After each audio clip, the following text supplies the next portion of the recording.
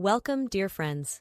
And today I will share with you a heartwarming story of a mother's unwavering love and the power of hope to overcome even the darkest of times. Enjoy the story. Sarah Taylor watched with growing dread as her husband John paced back and forth across the living room of their modest suburban home, his face etched with anger and frustration. He had become increasingly irritable and on edge lately, ever since their 8-year-old son Michael had fallen ill with a rare autoimmune disorder. Sarah flinched as John abruptly halted his pacing and fixed his cold blue eyes on her. Without a word, he turned and stalked out of the room. A moment later, she heard him banging around in the kitchen, presumably making himself a cup of tea. It had become his coping mechanism lately. Heart pounding, Sarah hurried after him. She found John hunched over the kitchen counter, his hands shaking as he tried to spoon sugar into a mug. Gently, Sarah took the spoon from him and finished preparing the tea. "Here, honey, let me," she said soothingly, handing him the steaming mug. "Listen, I know Michael's medical expenses are putting a strain on us financially, but the doctor said this treatment will make a huge difference. He'll only need checkups once a year after this until he's older and his immune system is stronger." John took a sip of tea and glowered at her over the rim of the mug. "And how long is that supposed to take, huh? How many more years are we going to be hemorrhaging money on all this?" "John, please," Sarah pleaded. "It's for Michael's health. What else can we do?" "Oh, I don't know. Maybe you could get a real job instead of tapping away on your little computer all day." John sneered. "Bring in some actual income for once." Sarah recoiled as if slapped. "That's not fair. My remote editing work may not pay as much as your job, but I'm doing what I can. We're in this together." "Are we?" John slammed his mug down, sloshing tea on the counter. "Because from where I'm standing, it feels like I'm the only one making sacrifices around here. You expect me to just keep shelling out for all of Michael's treatments and medications while you get to play stay-at-home mom. Well, what do you suggest we do then? Rob a bank?"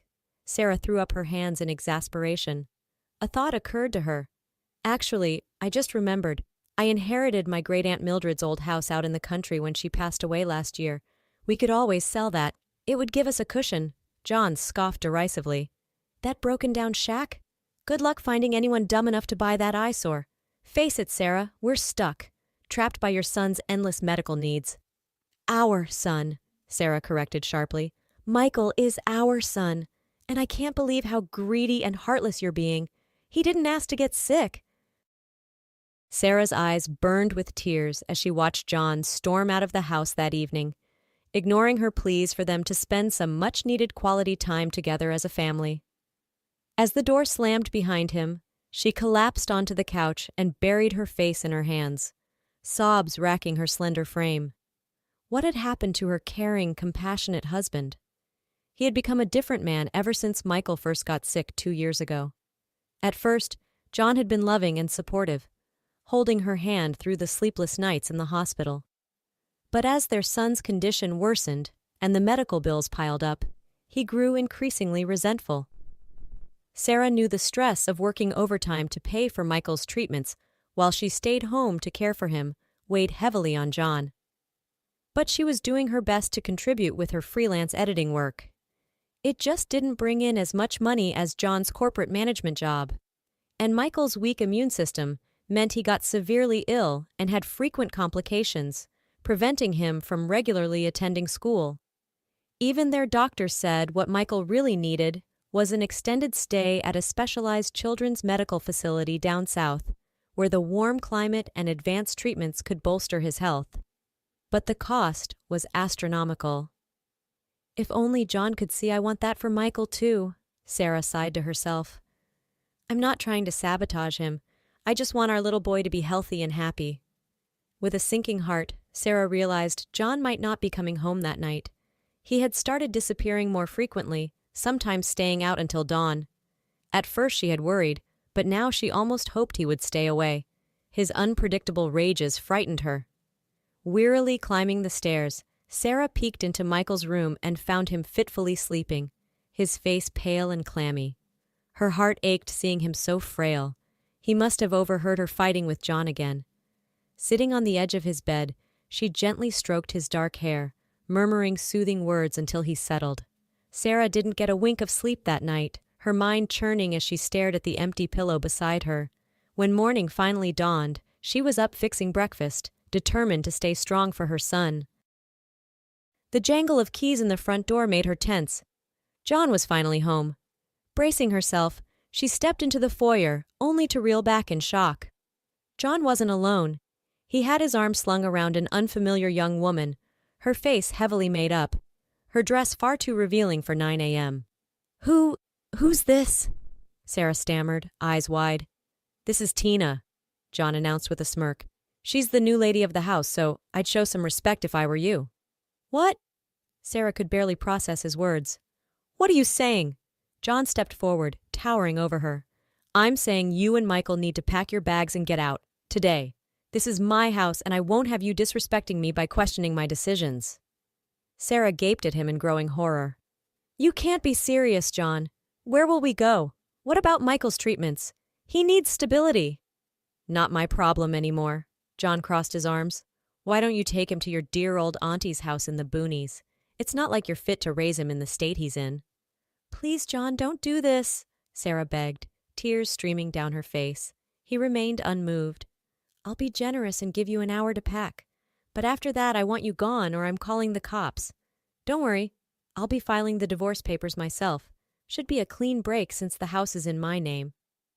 Legs shaking, Sarah stumbled up the stairs in a daze and began throwing clothes and toiletries into a suitcase for her and Michael. She made sure to grab their documents and the emergency cash she kept hidden away, hands trembling as she zipped the bag shut. Mommy, what's happening? Michael stood in the doorway, rubbing sleep from his eyes. Swallowing her tears, Sarah knelt and pulled him into a tight hug. We're going on a little trip, love. An adventure to the country. Doesn't that sound fun? She helped him dress and shouldered their bags. With one last heartbroken look around their home, Sarah took Michael's small hand in hers and guided him out to the unfamiliar car in the driveway where Tina sat filing her nails. Thanks for ruining my life, kid, Sarah drawled as they loaded their bags. Enjoy it while it lasts. Someday John will do the same to you.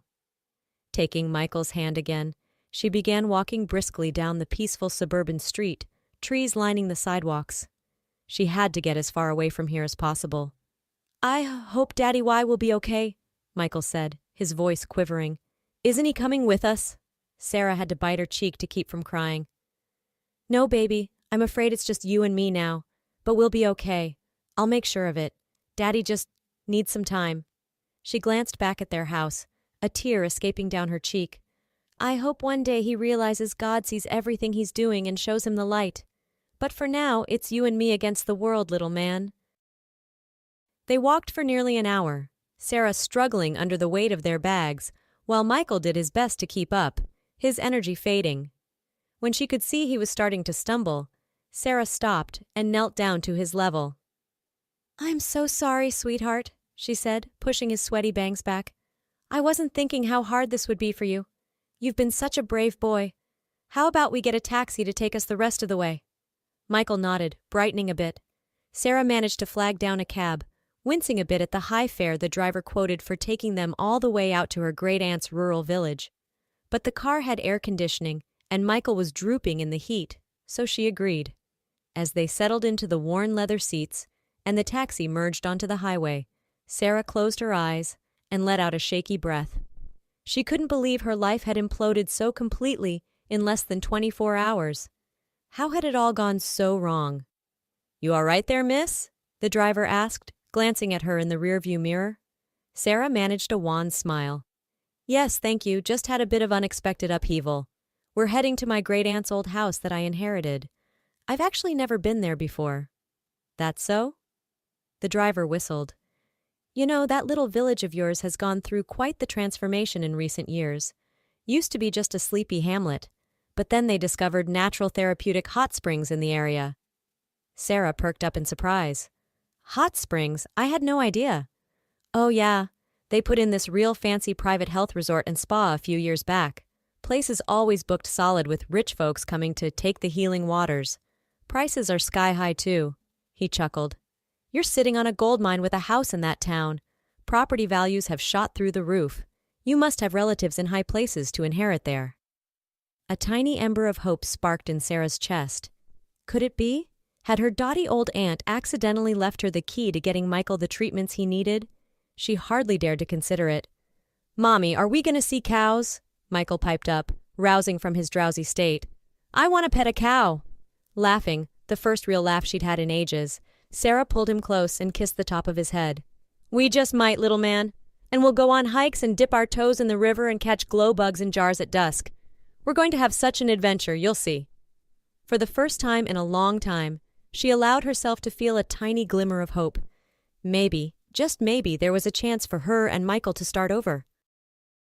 "Well, I'll be," the taxi driver said as he pulled up the long, winding driveway. "This sure ain't no broken-down shack." Sarah had to agree. As they rounded the final bend, her aunt's house came into view, and Sarah's jaw dropped open. Far from the ramshackle cottage she had expected, the house was a grand Victorian affair, with turrets and widows' walks, sprawling green lawns and colorful gardens surrounding it. It was like something out of a fairy tale. "Wow, Mommy, it's a castle!" Michael crowed in delight. Still in a state of shock, Sarah paid the driver and climbed out, barely feeling the weight of the bags now. She took Michael's hand and together they approached the house. Everything about it was charming, from the intricate gingerbread trim to the welcoming red front door. "Great Aunt Mildred, your house is beautiful," Sarah murmured, though she had never met the woman. They had just climbed the porch steps when the door swung open, and a smiling middle-aged man stepped out. He had a friendly, open face, with laugh lines around his bright blue eyes. "You must be Sarah," he exclaimed, coming forward to shake her hand vigorously. "I'm Jack Carson. I own the resort next door. Your Aunt Millie and I were dear friends. She told me all about you and made sure I kept an eye out for when you arrived." "It's lovely to meet you," Sarah said, finding herself smiling back at his enthusiasm. She glanced around. "This house is not at all what I expected. I had no idea Mildred lived in such a glorious place." "She was full of surprises, old Millie," Jack said fondly. "Sharpest card shark I ever met. Why don't I give you the grand tour, and then we can discuss the spring?" "The spring?" Sarah asked as she and Michael followed him inside, marveling at the spacious, sunlit rooms filled with antiques. "The therapeutic hot spring that made this area famous," Jack explained. "It happens to be located on your aunt's, well, your property now. Millie and I had an arrangement. She let my resort guests have access to soak in the healing waters, and in exchange, I paid her a tidy monthly sum." He named a figure that made Sarah nearly drop the bag she was holding. "That much? Every month?" Jack misinterpreted her shocked silence. "Now, I'm more than willing to continue that arrangement with you as the new owner. I know it's not as much as I could be paying, but your aunt and I felt it was a fair—" No, it's more than fair," Sarah cut in quickly. "I'm just stunned is all. This is beyond generous. Are you sure? I don't want to take advantage." "Trust me, it's a drop in the bucket compared to what we bring in." Jack waved a hand. "Millie adored you, you know. You were her one regret, that she didn't connect with you more before she passed. I think she'd be tickled pink to know you and your boy can have a fresh start here." Tears pricked at Sarah's eyes, and she blinked them back. "Thank you, Jack. Truly. This means everything." 6 months later, Sarah almost didn't recognize her own reflection as she brushed her hair at the antique vanity. Her skin was glowing, her eyes bright, her smile unforced.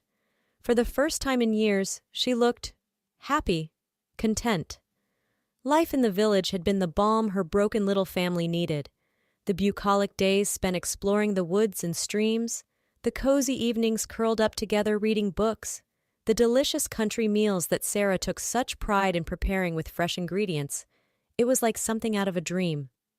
But the biggest change of all was in Michael. With plenty of sunshine, clean air, and space to roam, his health had improved dramatically. His cheeks were pink now instead of sallow, his limbs sturdy instead of spindly. He still needed his treatments, of course, but Jack had put them in touch with a local specialist who came out to the house. The improvement was remarkable. As for Jack himself, he had become a steady, comforting presence in their lives. Patient and wise, with a silly streak that never failed to make Michael giggle, He seemed to sense when Sarah needed a helping hand or a listening ear. She found herself looking forward to his daily visits, going on long, rambling hikes with him, while Mrs. Norris from the village watched Michael. Gradually, they began to open up to each other. Sarah told him all about John and their disastrous marriage, how lost and broken she had felt. And in turn, Jack shared his own tale of loss, how his beloved wife had succumbed to cancer years before, leaving him shattered. Moving here, building this place, it gave me purpose again, he said contemplatively, as they sat on the porch swing, watching the sunset paint the sky in streaks of gold and pink. Millie, bless her, she wouldn't let me wallow. Kept telling me I had too much love left to give to shut myself away. He turned to Sarah, his eyes soft. I think she was right. We've both been hurt, no denying that. But maybe this is our second chance. To heal. To live again. Hesitantly, he reached out and brushed a stray tendril of hair from her face, his calloused fingers gentle. Sarah shivered at his touch, her heart fluttering wildly. Jack, she breathed, scarcely daring to believe this was real. That after everything, she could dare to dream of happiness again. A harsh screeching of tires on gravel shattered the moment.